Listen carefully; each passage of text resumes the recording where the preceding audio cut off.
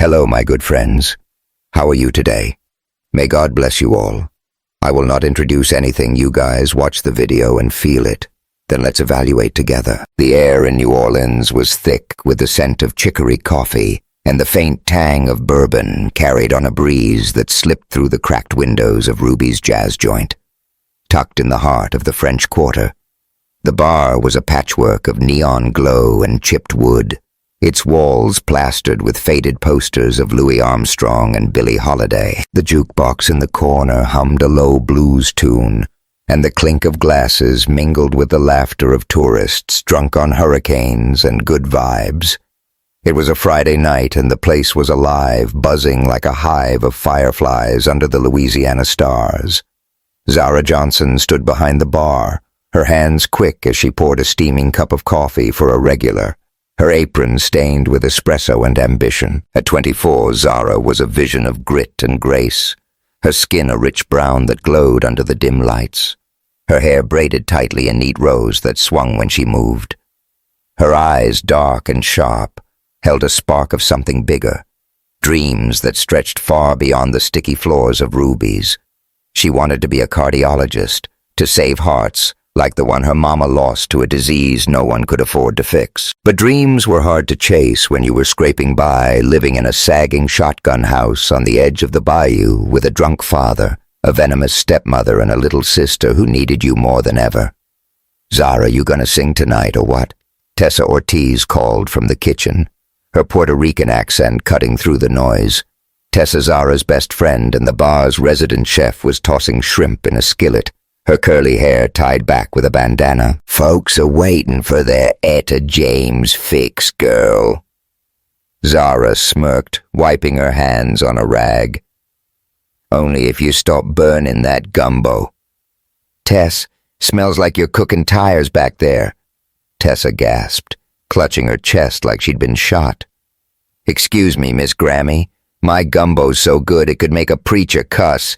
Now get your butt on that stage before I drag you." Zara laughed, the sound bright against the bar's smoky haze. She glanced at the clock, 9:45 p.m., and untied her apron. Singing was her escape, the one place where the weight of her life didn't feel so heavy.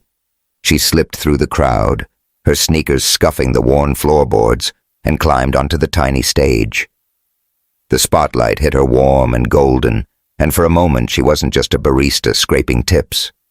She was Zara Johnson, the girl who could make a room fall silent. She grabbed the mic, her fingers curling around it like an old friend, and nodded at the band, a grizzled drummer and a sax player who looked like he'd been born with the instrument in his mouth. "Let's do At Last," she said, her voice low. The first notes of the saxophone curled into the air, slow and sultry, and Zara closed her eyes, letting the music take her.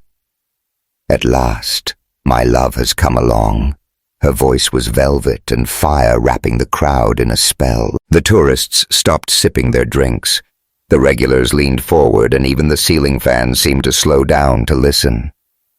Zara's body swayed, her black dress hugging her curves, the fabric catching the light as she poured her soul into every note.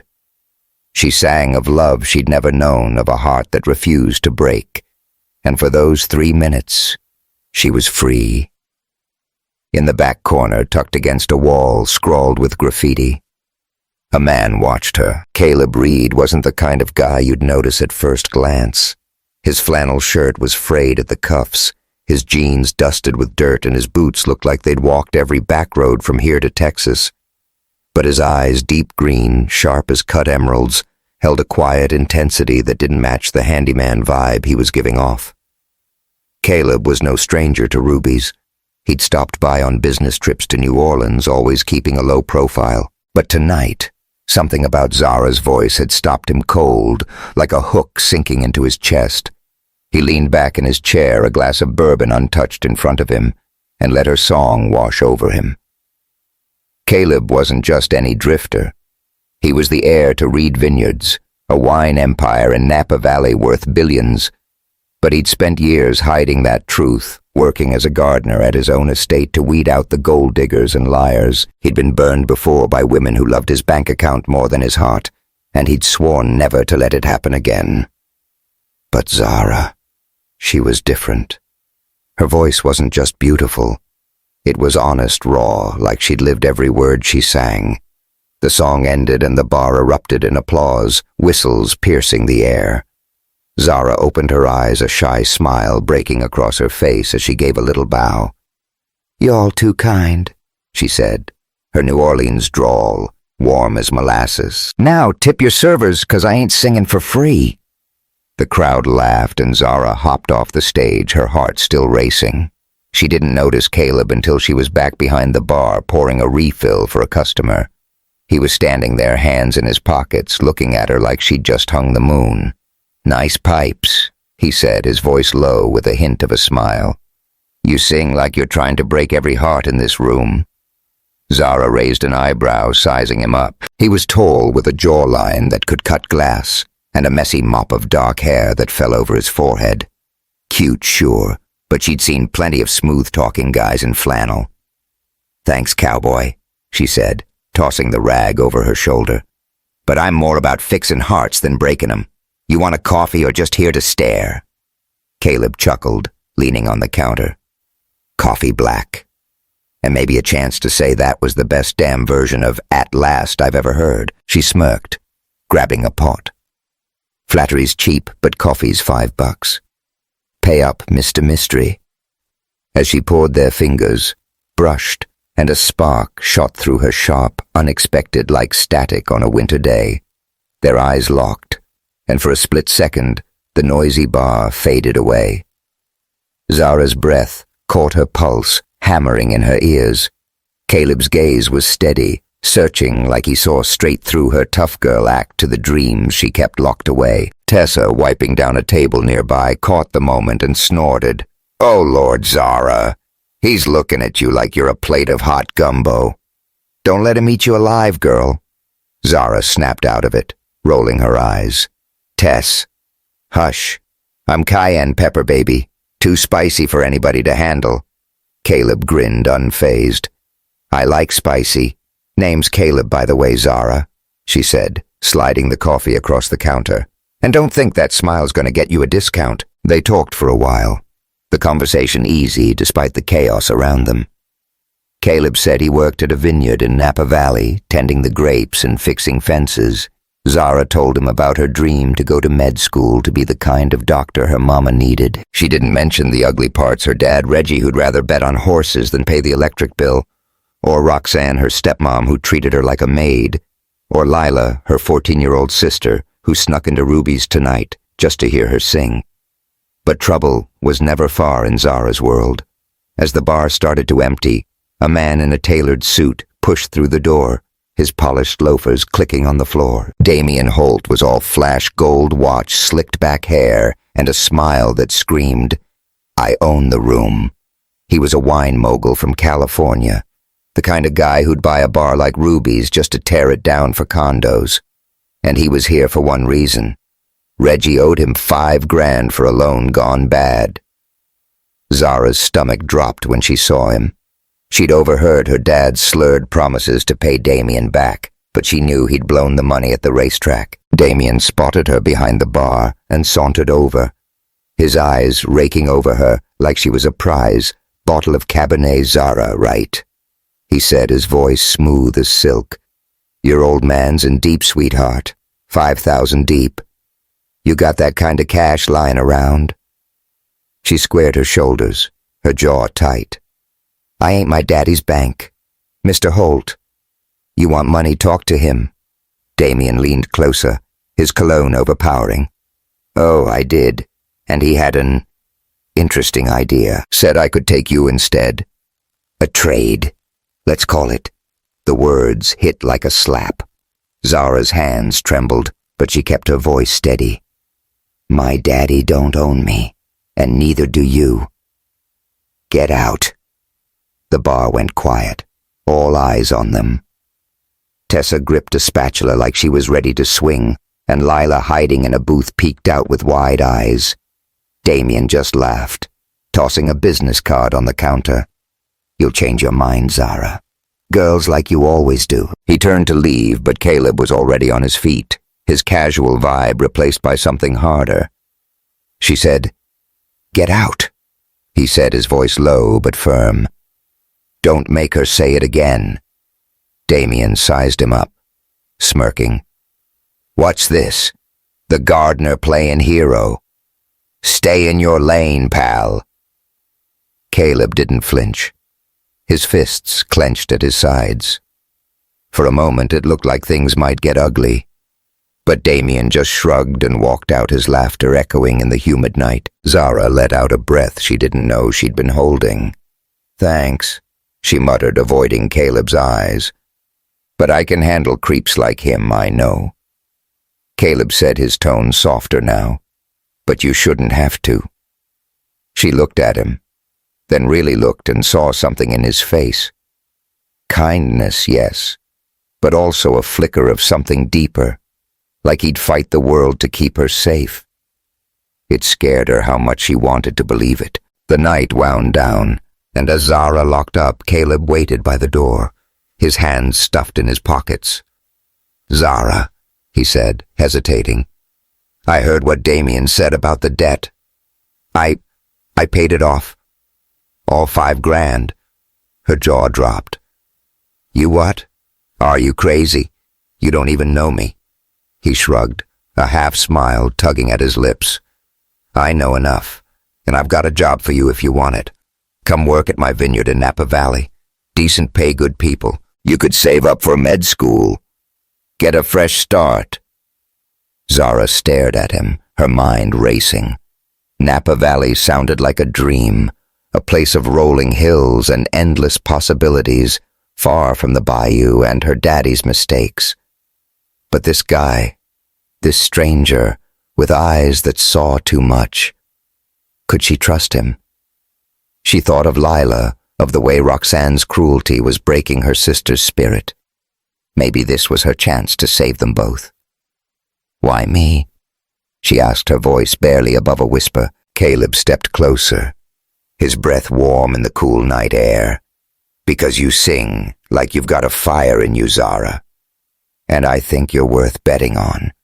Her heart skipped, and for a moment, she let herself imagine it, leaving New Orleans, chasing her dreams, maybe even letting someone like Caleb in. It was crazy, reckless, but it felt like fate.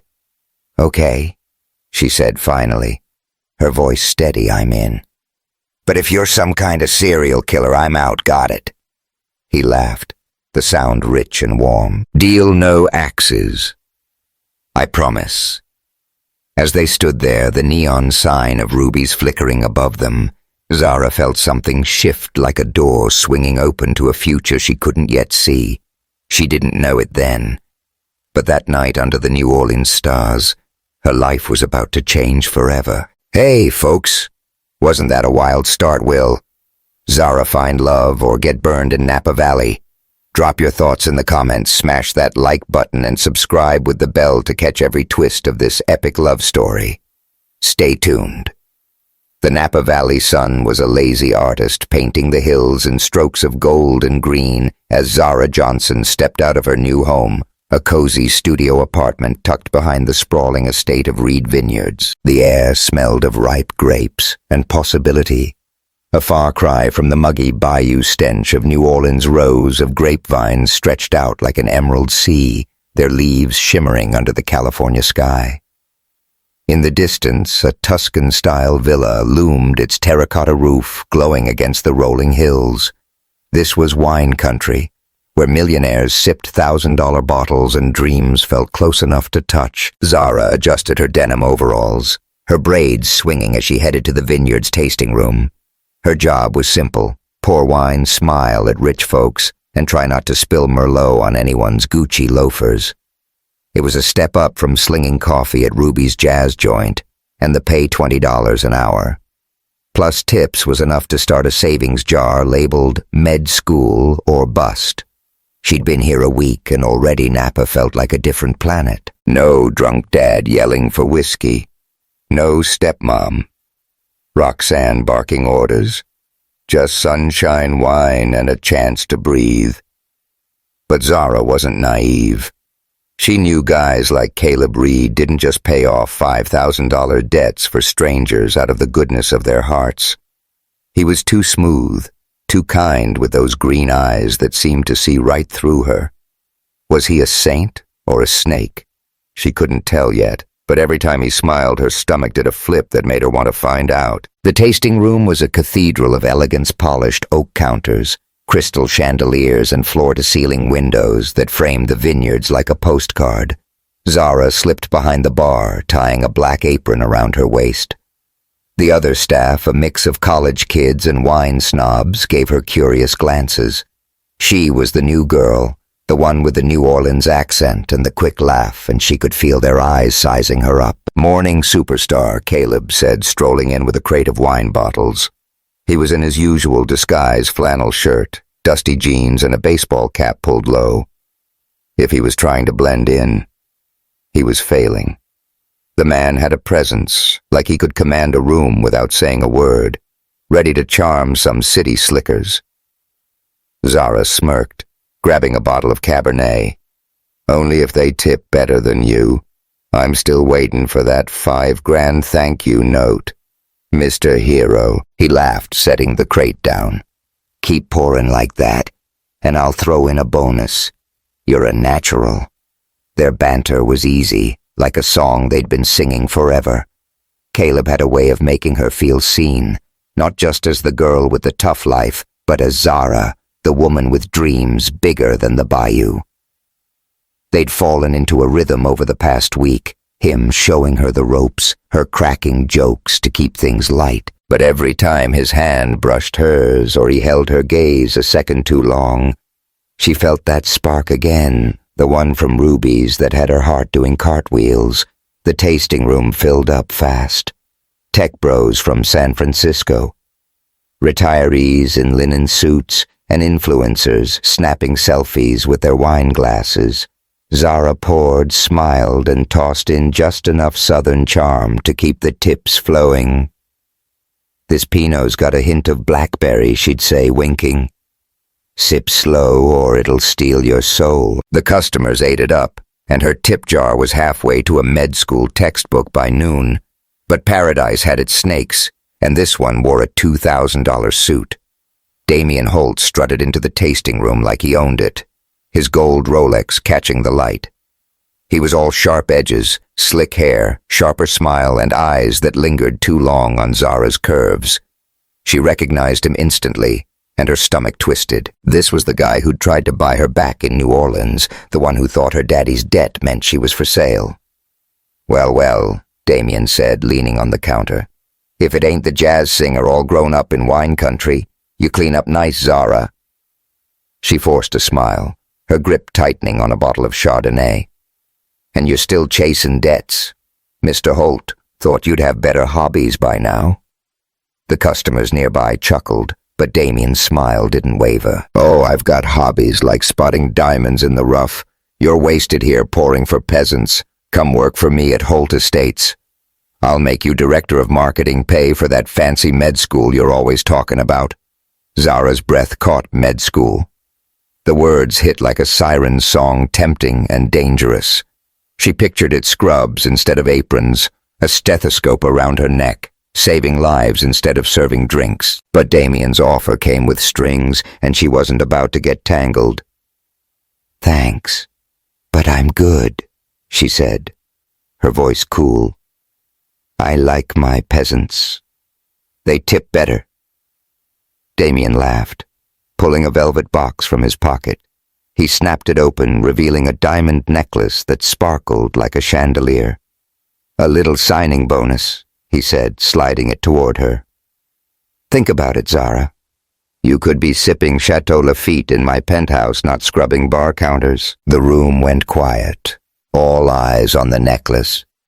Zara's pulse raced, but not from the diamonds. It was the way Damien looked at her, like she was a prize to be won, not a person. She pushed the box back, her jaw tight. "I don't wear leashes, Mr. Holt. Take your bling and go." A murmur rippled through the crowd. half shock, half admiration. Damien's smile faltered, but he recovered fast, tucking the box away. "You'll regret that," he said, his voice low.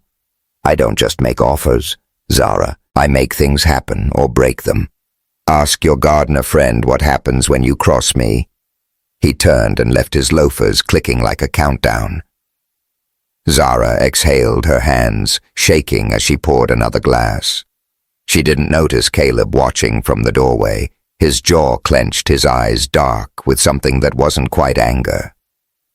The rest of the day passed in a blur, but Damien's words stuck like gum on a shoe. Was he just blowing smoke, or did he have the power to mess with Caleb's vineyard? And why did Caleb look like he'd seen a ghost when Damien mentioned him? Zara tried to shake it off, focusing on the clink of coins in her tip jar and the way the vineyards glowed at sunset. That evening, she found Caleb in the vineyard pruning vines under the fading light. He moved with a quiet grace, his hands steady despite the dirt under his nails. She watched him for a moment, her heart doing that stupid flip again. Why did he have to be so damn him? "Hey, hero," she called, strolling over. "You gonna tell me why Damien's got a vendetta against you, or do I need to start Googling?" Caleb glanced up, a half smile tugging at his lips. "He's just sore. I outbid him on a vineyard last year. Guy's got an ego bigger than his bank account." She raised an eyebrow. "Not buying it?" "Uh-huh. And that necklace? He's throwing diamonds like confetti. What's his deal?" Caleb sighed, setting down his shears. "Damien likes to win, Zara.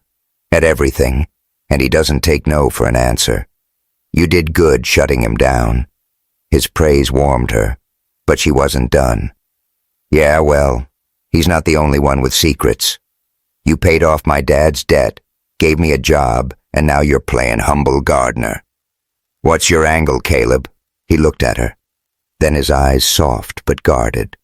"No angle. I saw someone worth helping. That's it." She wanted to believe him, but trust was a currency she didn't spend lightly. Still, the way he looked at her like she was more than her past made her want to try. Their conversation was cut short by a text from Tessa, who'd moved to Napa to open a taco stand on the vineyard's grounds.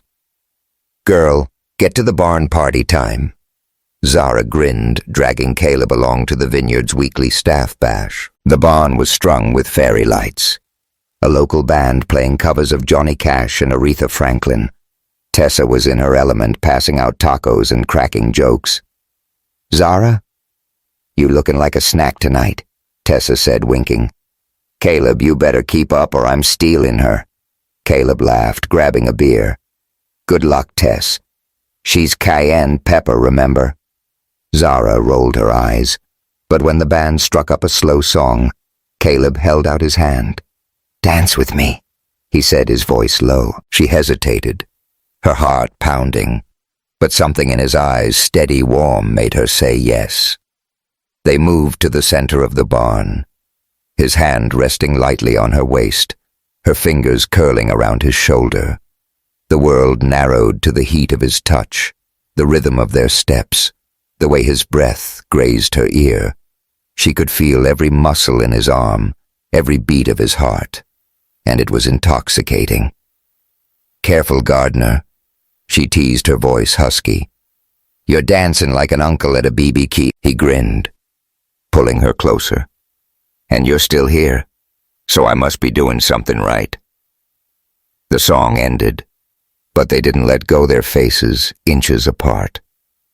Zara's breath hitched her lips, tingling with the urge to close the gap. But before she could, Tessa's voice cut through. "Y'all need a hose or what?" The crowd laughed, and Zara stepped back, her cheeks burning. Caleb just chuckled, unfazed, but his eyes never left hers. Later that night, alone in her apartment, Zara sat on her bed, a letter from Lila in her hands. Her sister's handwriting was shaky, the words a punch to the gut. "Roxanne's getting worse. Zara. She locked me out last night. I'm scared." Tears stung Zara's eyes, her fingers crumpling the paper. Lila was 14, too young for this. Zara had left New Orleans to build a better life for them both. But now it felt like she'd abandoned her sister to a monster. She didn't hear Caleb knock until he was standing in her doorway, his face etched with worry. "Zara, what's wrong?" She wiped her eyes, hating how vulnerable she felt. "It's Lila. My stepmom's hurting her, and I'm stuck here pouring wine like it's gonna fix everything." Caleb sat beside her, his shoulder brushing hers. "You're not stuck. We'll get Lila out. I'll help whatever it takes." She looked at him, her throat tight. "Why do you care so much, Caleb? You don't owe me anything." He took her hand, his touch warm and steady. "Because you're worth it, Zara. You and Lila both." The room was quiet, the only sound her ragged breathing. She wanted to argue, to push him away, but instead she leaned into him, her head resting against his chest. His arms wrapped around her, strong and safe, and for the first time in years, Zara let herself cry. Outside the Napa Valley, stars twinkled, oblivious to the storm brewing. Damien's threat hung like a shadow, and Caleb's secrets were a ticking clock. But in that moment, with Zara in his arms, Caleb knew one thing: he'd fight for her, no matter the cost. The Blue Ridge Mountains of Asheville, North Carolina, were a world away from the glitz of Napa Valley. Mist hung low over the pines, curling like ghostly fingers around a rustic cabin nestled by a babbling creek. The air was crisp, scented with damp earth and cedar, and the only sounds were the soft rush of water and the occasional hoot of an owl. Zara Johnson stood on the cabin's porch, her breath fogging in the early morning chill, a mug of coffee warming her hands. She wore a borrowed flannel shirt, Caleb's too big but cozy, and her braids were tucked under a knit beanie. For the first time in weeks, she felt like she could breathe. Caleb had brought her here to his family's old retreat after the chaos of Napa started closing in Damien Holt's threats. The whispers about her being a gold digger and the letter from Lila had left Zara raw like a nerve exposed to the wind. Caleb had promised a few days of peace, a chance to clear her head. He'd even arranged for Lila to join them, pulling strings to get her out of New Orleans and away from Roxanne's cruelty. Zara still didn't know how he'd managed it. Plane tickets, a social worker, a temporary guardian. But when Lila stepped off the bus yesterday, her sketchbook clutched tight. Zara had hugged her so hard they both cried. The cabin was a slice of heaven, all rough-hewn logs and patchwork quilts, with a stone fireplace that crackled at night. Beyond the creek, trails wound through the forest, leading to hidden waterfalls and vistas that made Zara's heart ache with their beauty. It was the kind of place where you could forget the world, or at least pretend it wasn't out to get you. But Zara wasn't here just to hide.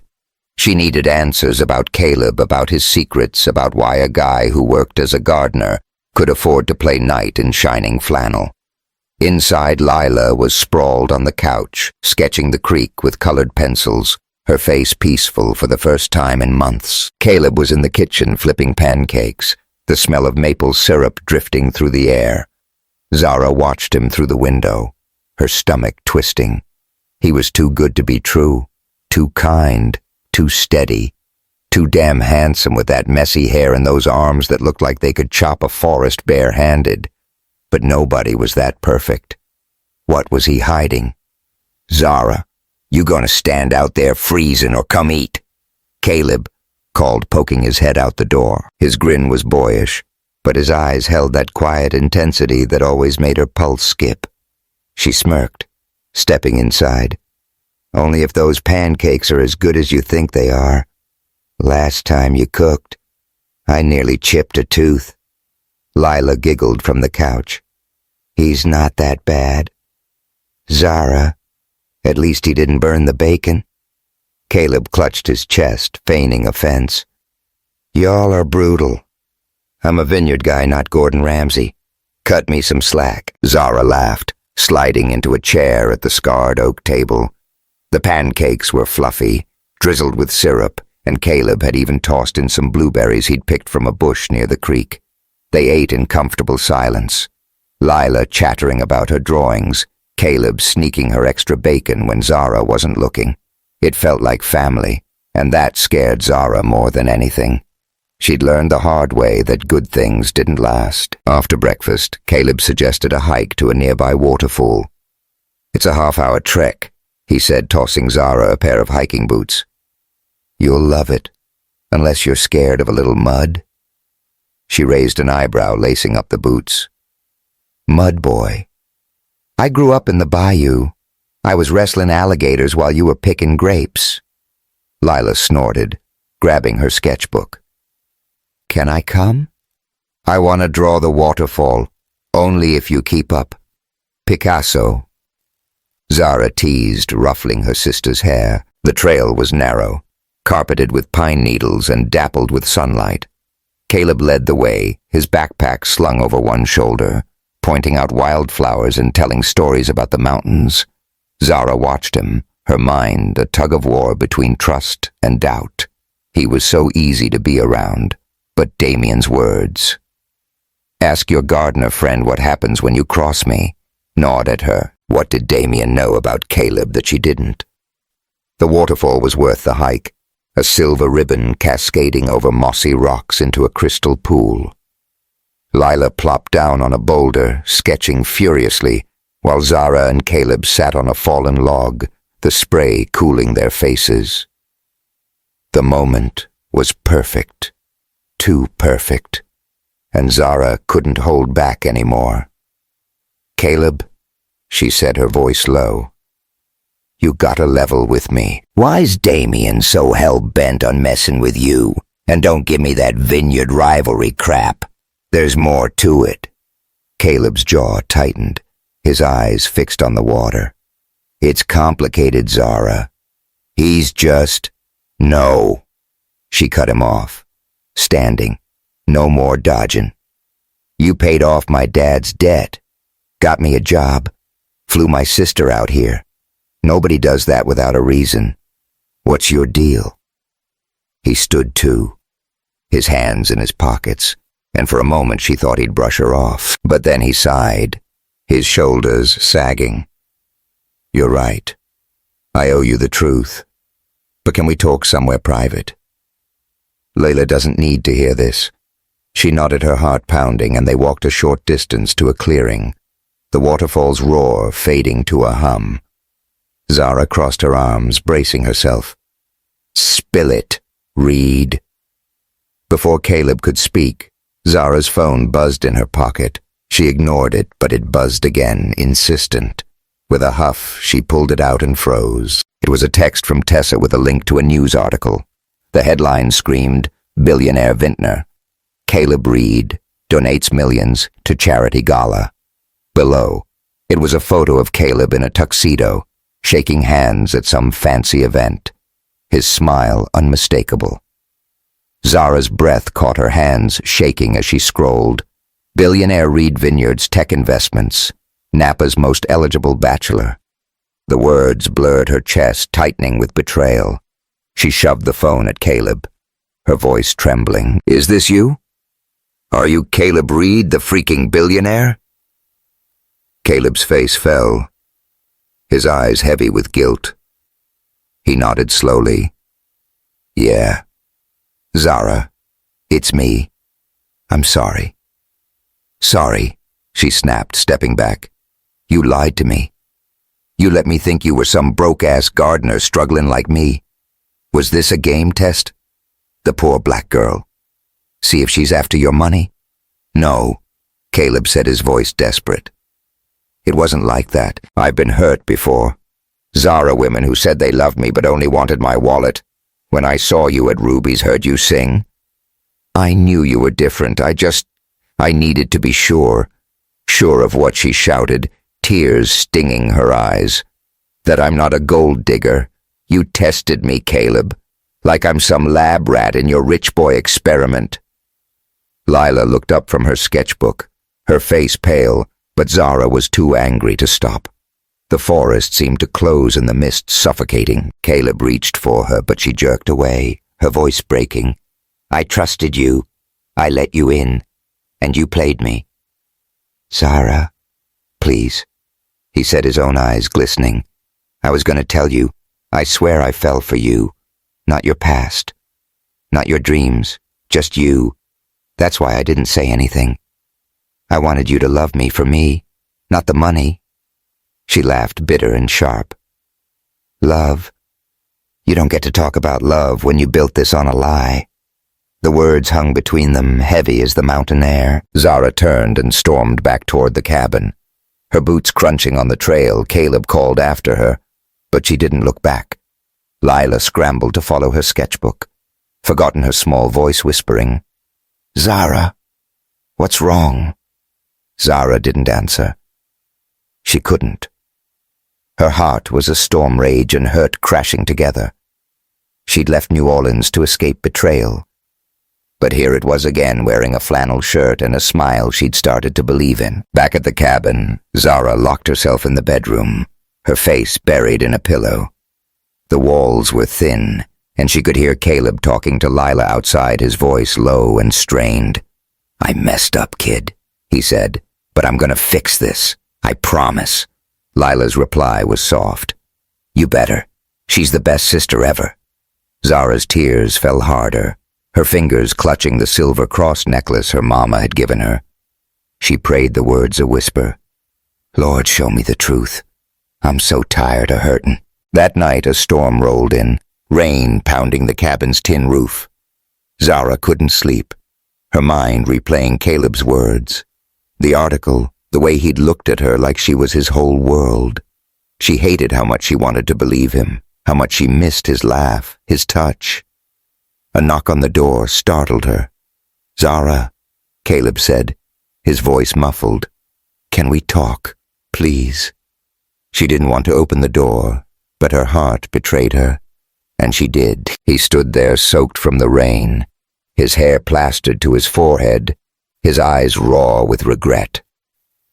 Without a word, he stepped inside, and the air between them crackled, charged with everything unsaid. "I was wrong," he said, his voice rough. "I should have told you from the start. But I was scared. Zara. Scared you'd see me as another Damien throwing money around to get what I want. I love you, and I'd rather lose everything than lose you." Her breath hitched, the word love hitting like a thunderclap.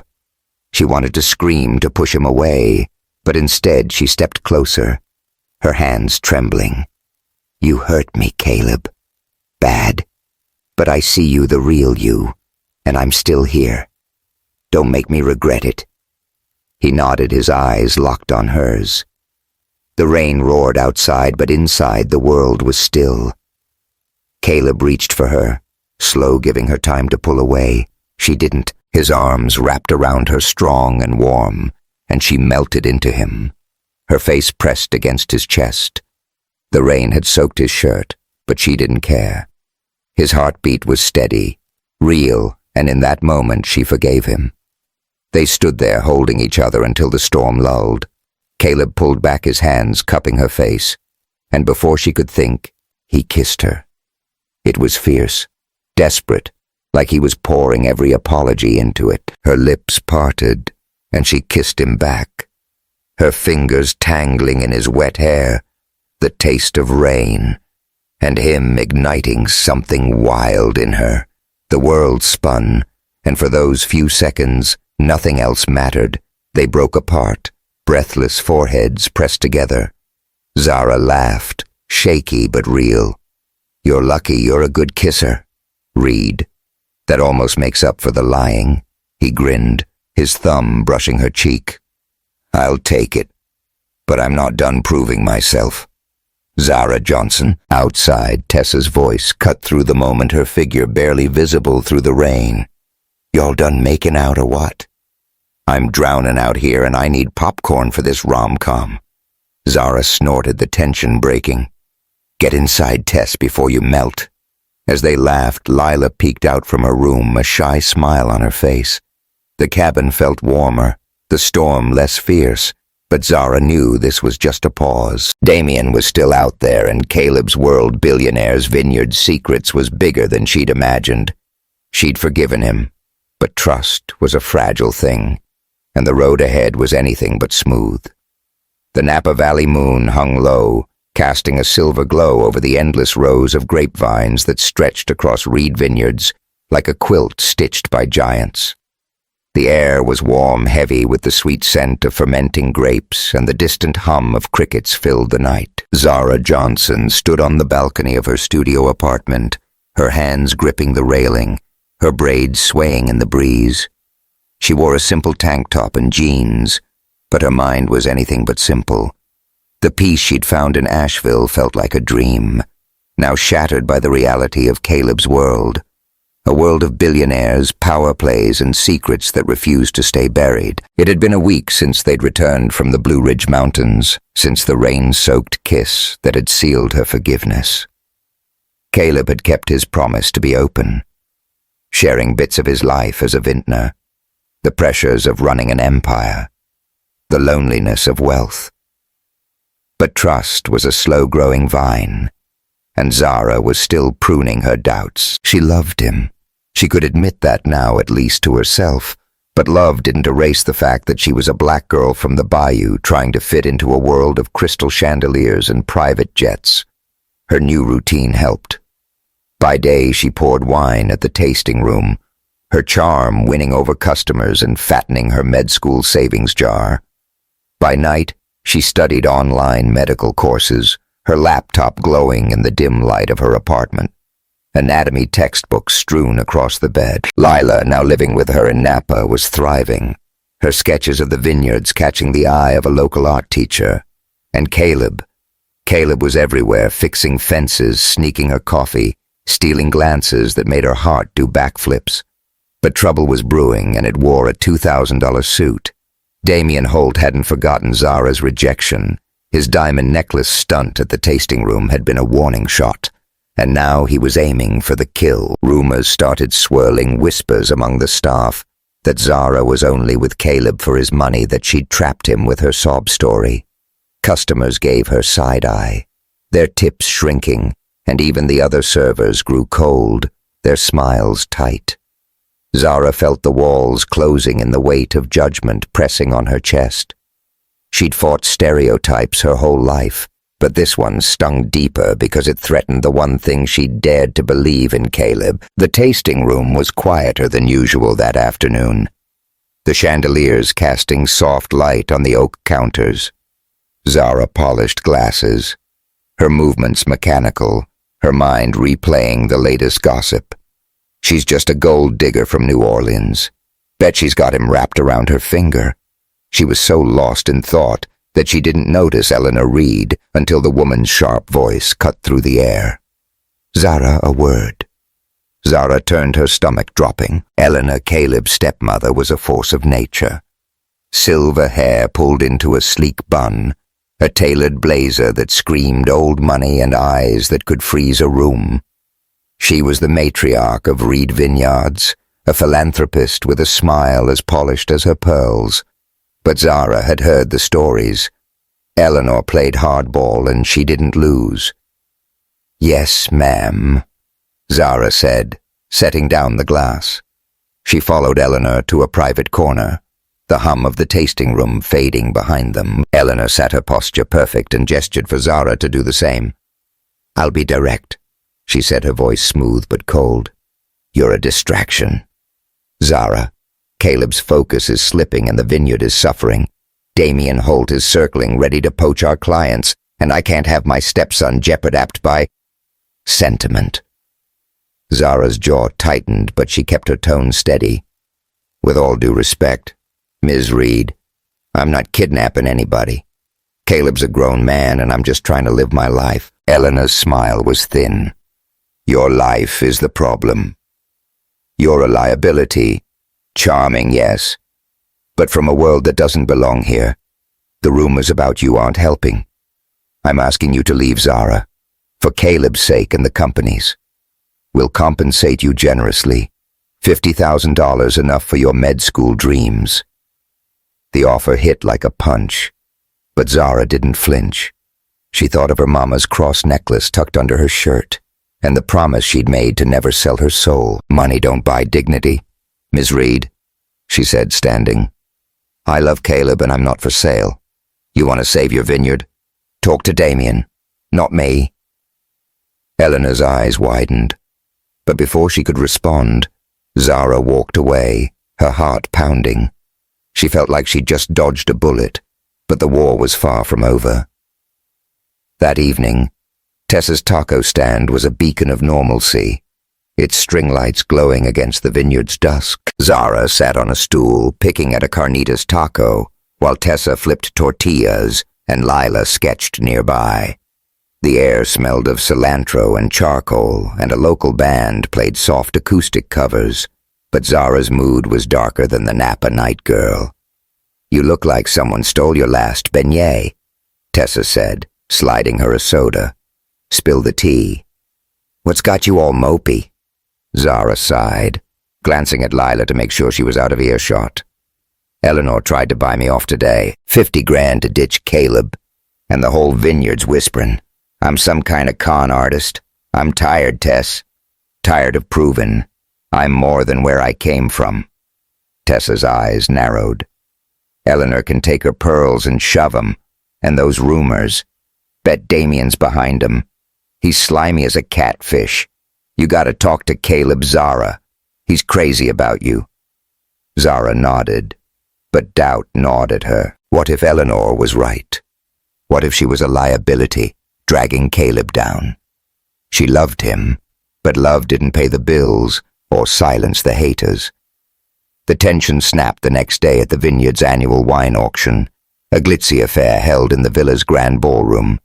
Crystal chandeliers sparkled, waiters glided with trays of champagne, and Napa's elite mingled in designer gowns and tuxedos. Zara had been roped into working the event, her black dress hugging her curves, her smile practiced but strained.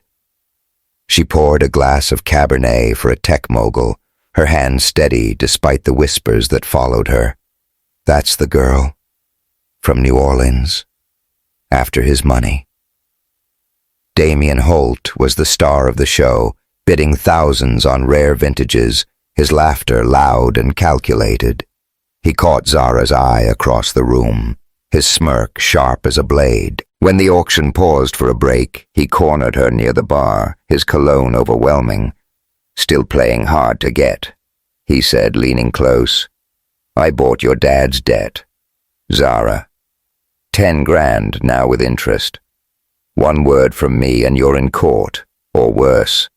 Be my girlfriend, and it all goes away. I'll throw in med school, a penthouse, the works. Caleb's just a gardener with a trust fund. He can't give you what I can. Zara's pulse raced, her fingers tightening around a wine bottle. She thought of Caleb's kiss in the rain, the way he'd held her like she was his world.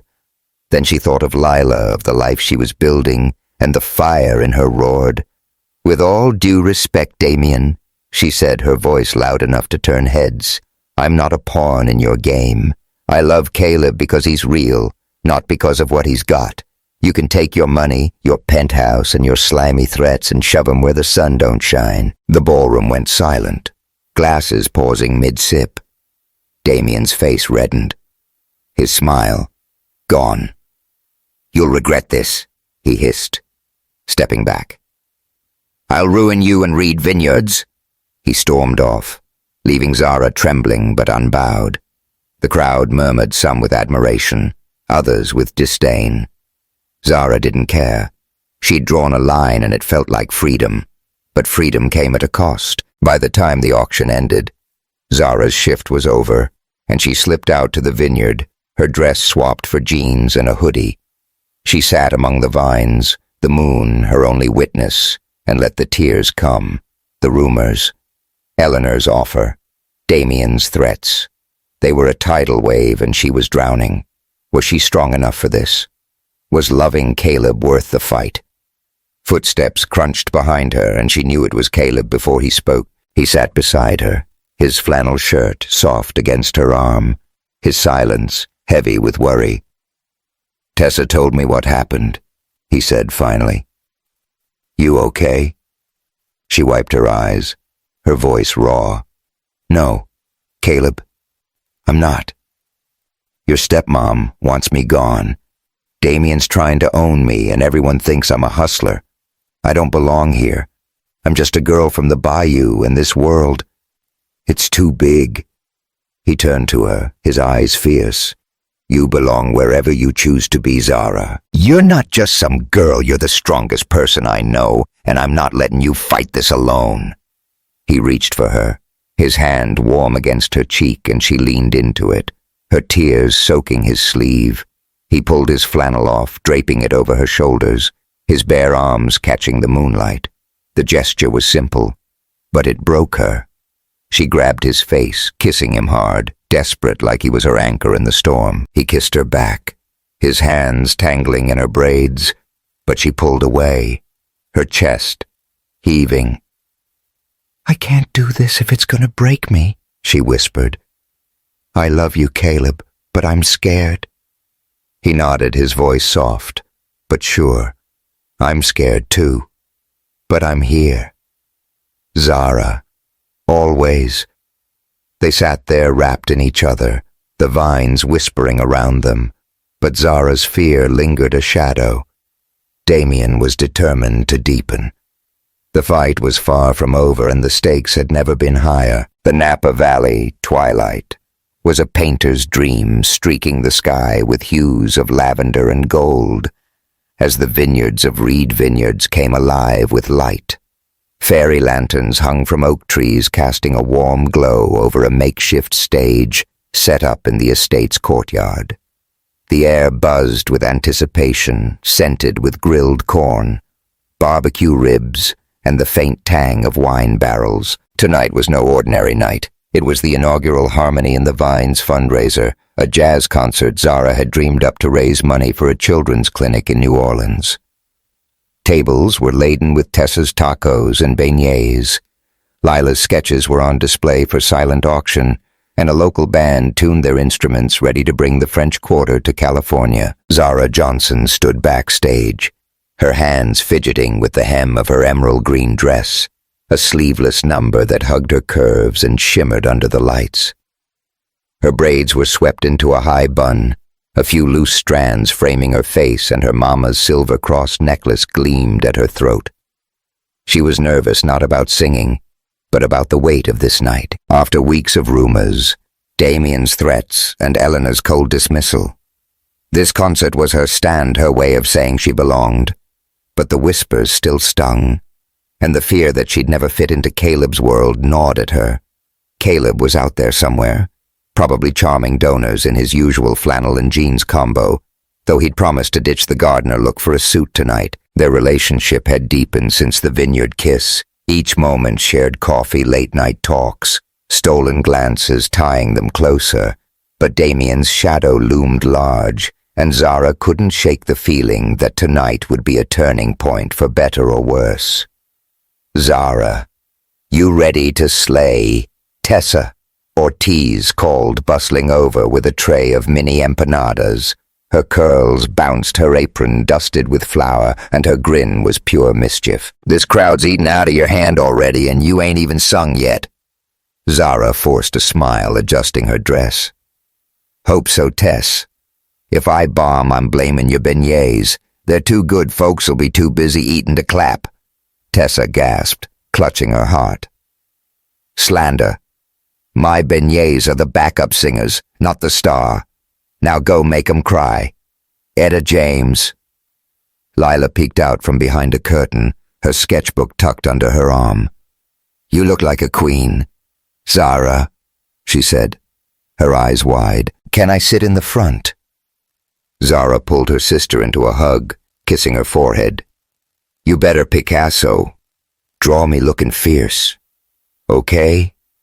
As Lila scampered off, the crowd's chatter grew louder. Hundreds of guests from Napa's elite to local families mingling under the stars. Zara took a deep breath, her fingers brushing the cross necklace. "Mama, help me shine tonight," she prayed, then stepped onto the stage. The spotlight hit her warm and bright, and the crowd hushed. "Evening, y'all," she said, her New Orleans drawl wrapping the words like honey. "Welcome to Harmony in the Vines. This is for the kids back home who need a chance just like I did. So let's make some noise and make a difference. The band struck up a sultry jazz number, and Zara's voice soared rich and raw, weaving through the notes of I'd Rather Go Blind. Her eyes scanned the crowd, landing on Caleb near the front, and her heart skipped. He wasn't in flannel. He wore a tailored black suit, his hair swept back, looking every bit the billionaire she now knew he was.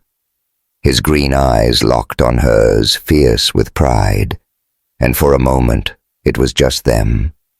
The music, a bridge between their worlds.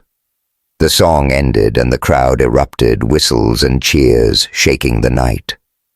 Zara grinned, her nerves melting away. She sang 2 more songs, each one drawing the audience deeper until the air felt electric. But the real surprise came between sets when an unexpected guest stepped onto the stage. Pastor Amos, her mama's old friend from New Orleans, stood there, his gray hair gleaming under the lights, his smile as warm as a Sunday sermon. Zara froze her mic, lowering past her.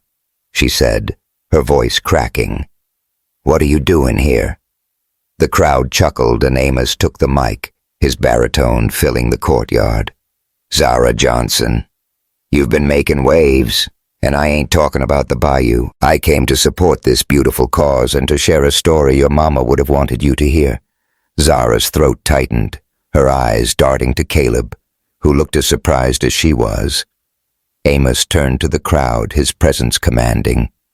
"Years ago in New Orleans, a young boy showed up at my church, hungry and lost. His mama was gone, his daddy, a ghost. That boy was Caleb Reed." A gasp rippled through the audience, and Zara's hand flew to her mouth. Caleb's face paled, but he didn't move, his eyes fixed on Amos.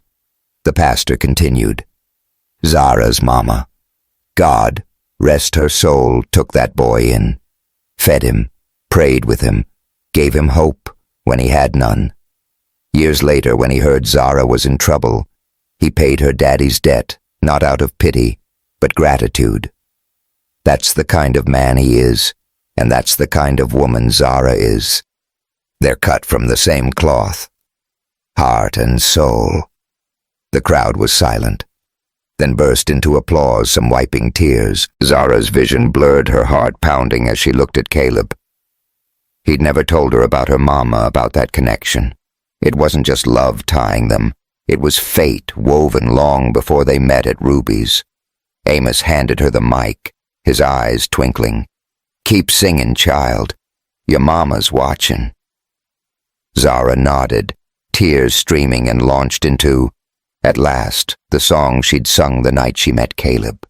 Her voice was a fire burning through every doubt, every fear. Caleb stood, his suit jacket open, his hands clenched like he was fighting the urge to run to her. The crowd swayed, some dancing, others lost in the music, and when the final note faded, the applause was deafening. Backstage, Zara barely had time to catch her breath before Caleb found her, his eyes blazing. "Zara," he said, his voice rough, "I should have told you about your mama. I didn't know how." She cut him off, grabbing his face and kissing him hard and fierce right there in the shadows of the stage. His hands slid to her waist, pulling her close, and the world melted away. The crowd, the lights, the weight of their pasts. It was messy, desperate and perfect, her lips tasting of salt and him, his fingers digging into her hips like he'd never let go. They broke apart, breathless foreheads pressed together. Zara laughed, shaky but real. "You're full of surprises, Reed. But you're lucky I love you, 'cause I was this close to tossing you in the creek." He grinned, his thumb brushing her cheek. "Worth it. You were incredible up there." Tessa's voice cut through her figure, looming with a tray of drinks. "Y'all need a room or what? I'm trying to run a taco empire here, not a soap opera." Lila giggled nearby, sketching the moment with furious pencil strokes. "Gross," she said, but her smile was wide. The night wasn't over. As the concert wound down, Eleanor Reed approached, her usual icy demeanor softened. The crowd parted for her, her silk gown catching the lantern light. Zara braced herself, expecting another lecture, but Eleanor's eyes were different, warmed almost human. "Zara," she said, her voice low. "I was wrong about you. Tonight you showed me what Caleb sees a woman with fire and grace. I'm sorry for trying to push you away. You belong here." Zara blinked, stunned. "Thank you, Miss Reed," she said, her voice steady. "But I'm not here for your vineyard. I'm here for him." Eleanor nodded, a rare smile breaking through. "I see that now. Take care of him." As Eleanor walked away, Zara felt a weight lift like a chain snapping free, but the night held one more surprise. Damien Holt, who'd been lurking in the crowd, approached with a check in hand, a $10,000 donation to the clinic. His usual swagger was muted, his eyes avoiding hers. "Didn't expect you to pull this off," he said, handing her the check. "Consider it a truce, but don't think I'm done with Reed Vineyards." Zara took the check, her jaw tight. "Thanks, Damien. But if you come for Caleb, you're coming for me too. And I don't play nice." He smirked, a flicker of respect in his eyes, and walked away. Zara exhaled, the check trembling in her hands. It wasn't forgiveness, but it was a start. Later, as the crowd thinned, Zara and Caleb slipped away to a quiet corner of the vineyard, a small pond reflecting the stars. They sat on a blanket, a bottle of Cabernet between them, the night soft and still. Caleb's suit jacket was off his shirt, unbuttoned at the collar, and Zara's dress fanned out around her, the green fabric glowing in the moonlight. "You planned this, didn't you?" she said, nudging him. Pastor Amos, the whole sob story, trying to make me cry. Caleb chuckled, pouring her a glass. "Guilty, but I didn't know he'd spill my whole life story. Guy's got no chill." She laughed, sipping the wine, its warmth spreading through her. "I'm glad he did. Makes me feel like Mama's still here watching over us." Caleb took her hand, his fingers tracing her palm. "She is Zara, and she'd be proud as hell of you." The moment stretched heavy with meaning. Caleb leaned in his lips, brushing hers, soft at first, then deeper, a slow burn that set her skin alight. Her hands slid up his chest, feeling the steady beat of his heart, and she pulled back just enough to whisper, "You're stuck with me now, billionaire." "Good," he said, his voice husky. "I wouldn't have it any other way." They kissed again, the pond rippling beside them, the stars, a silent witness. Tessa's voice floated from the distance. "Y'all better not be skinny dipping." And Zara laughed into Caleb's shoulder, the sound bright and free. The night had changed everything. Amos's revelation had tied their pasts together. Eleanor's apology had opened a door, and even Damien's grudging truce was a victory. But Zara knew the fight wasn't over. Damien's ambition still burned, and Caleb's world was a maze of challenges. Yet as she sat there wrapped in Caleb's arms, she felt something new, hope fierce and unshakable. The Napa Valley sun dipped low, painting the vineyards of Reed Vineyards in a blaze of crimson and amber, as if the sky itself was celebrating. 3 years had passed since Zara Johnson first stepped off a bus from New Orleans, her dreams packed in a duffel bag, and her heart bruised but unbroken. Now, at 27, she stood on the wraparound porch of a modern farmhouse, its white walls and glass doors glowing against the rolling hills. The house was hers, and Caleb's, complete, with a backyard vineyard and a barbecue pit that had hosted more cookouts than she could count. Inside, Lila's artwork adorned the walls, vivid sketches of vines and bayous, and the air smelled of fresh coffee and hope. Zara was no longer the girl pouring wine to scrape by. She was Dr. Zara Johnson, a cardiologist fresh out of med school, her navy cap and gown still hanging in the closet from the graduation ceremony at UC Davis. The crowd had roared when she crossed the stage, but no one was louder than Caleb, who'd waved a homemade sign reading, "Dr. Zara Rules." Like a kid at a ball game, she'd laughed until her cheeks hurt. her mama's silver cross necklace, catching the light as she hugged him, the man who'd believed in her when she barely believed in herself. Today was a big day. Zara's clinic, the Grace Johnson Heart Center named for her mama, was opening its doors in a low-income corner of Napa. The building was sleek but welcoming, with glass walls, a community garden, and a mural of New Orleans jazz painted by Lila, now 17 and a budding artist with a scholarship to art school. The clinic was Zara's dream made real, a place to save hearts, to give back, to prove that a girl from the bayou could change the world. Zara stood in the clinic's lobby, her white coat crisp, her braids pulled into a neat bun. She adjusted a stethoscope around her neck, her fingers brushing the cross necklace, a habit born of nerves and gratitude. The ribbon cutting was in an hour, and guests were already arriving. Local families, med school friends, even Tessa, who'd traded her taco stand for a full-blown restaurant in downtown Napa. But Zara's eyes kept darting to the door, waiting for Caleb. He'd been cagey all week, muttering about a surprise that had her both curious and suspicious. "Dr. Johnson, you look like you're about to save lives and steal hearts," Tessa said, strutting in with a tray of mini beignets. Her curls were tamed under a chef's hat, but her grin was as wild as ever. "Where's your man? He better not be late to your big day." Zara smirked, grabbing a beignet. "Probably stuck in a vineyard talking to grapes. You know how he gets." Lila bounded over her sketchbook tucked under her arm. "He's coming, Zara. I saw him on the phone looking all sneaky. Bet he's planning something romantic." Zara raised an eyebrow. "Romantic? Caleb, the guy who thinks flannel is formal wear." The girls laughed, but Zara's heart fluttered. Caleb had a way of surprising her, from paying off her dad's debt to building this clinic.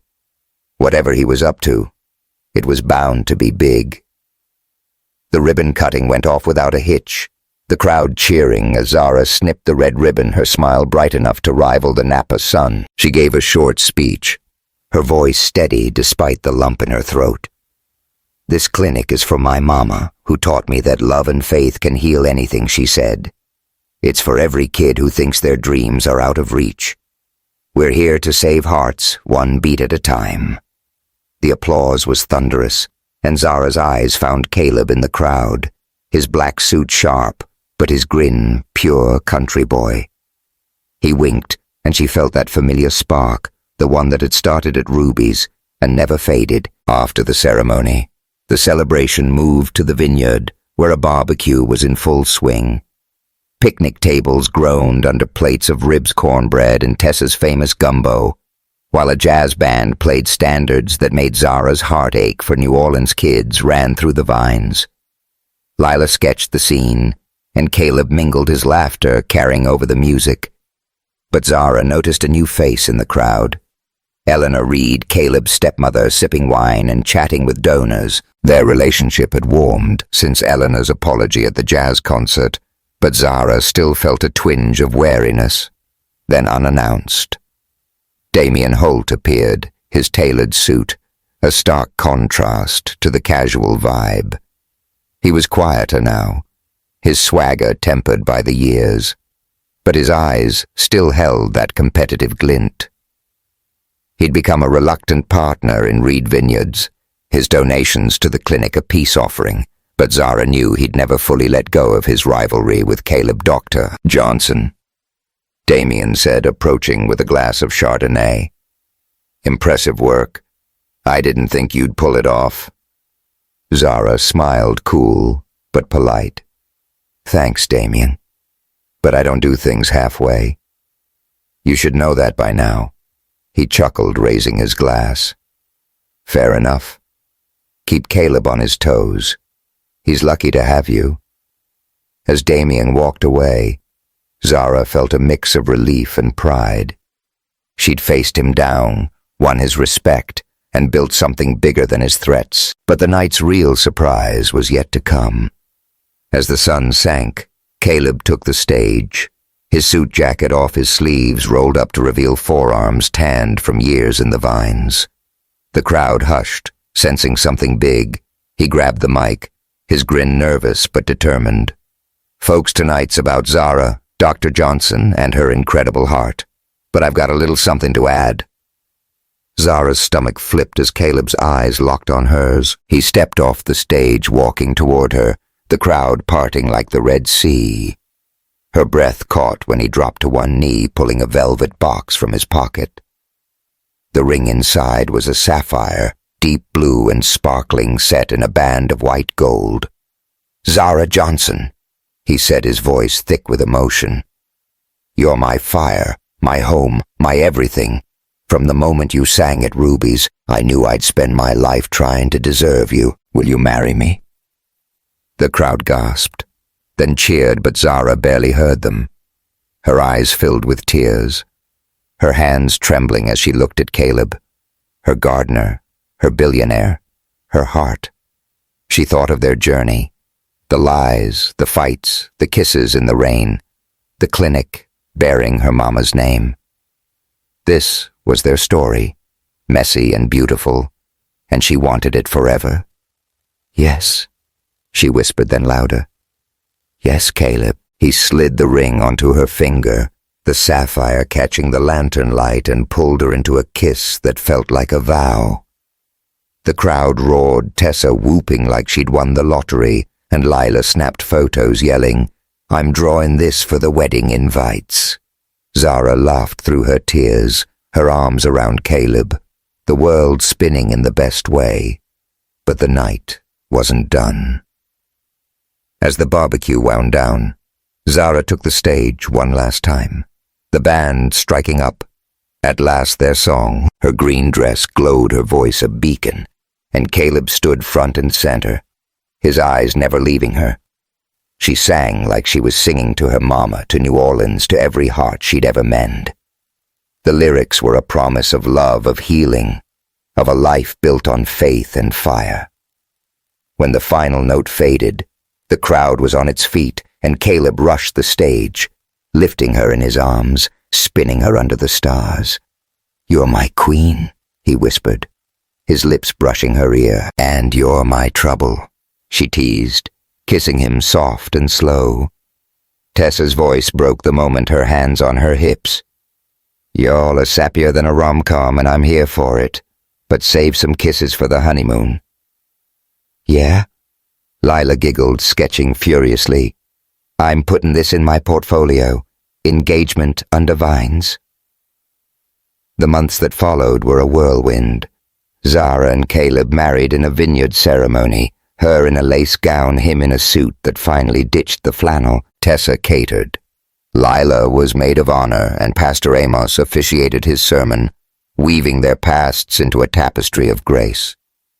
The clinic thrived, serving families who reminded Zara of her own, and her work as a cardiologist filled her with purpose.